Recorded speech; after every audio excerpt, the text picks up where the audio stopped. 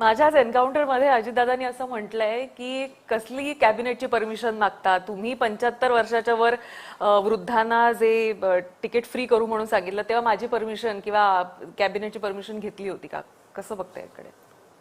असं आहे की राज्यातले निर्णय हे राज्य करू शकतं, पण जे राज्याच्या हातातच नाही आहे, मेट्रोचं तिकीट हे रद्द करणं महिलांकरता किंवा अर्ध करणं राज्याच्या हातातच नाही आहे, केंद्र सरकारच्या हातात आहे. ही केंद्राने फंड केलेली मेट्रो आहे. त्याचे जे MD आपले असले तरी चेअरमन हे त्याचे केंद्र सरकारमधले असतात. म्हणून मी म्हटलं की उद्या मी पण हे म्हणू शकतो की पुणे एअरपोर्टवरनं उडणाऱ्या सगळ्या विमानांमध्ये महिलांना अर्ध तिकीट. माझ्या बापाचं काय जातं? केंद्र सरकारला करायचं आहे. पण महानगरपालिकेला जे अधिकारच नाही, राज्य सरकारला देखील जे अधिकार नाही, त्या जर घोषणा तुम्ही केल्या तर त्याच्यावर मला बोलावंच लागेल.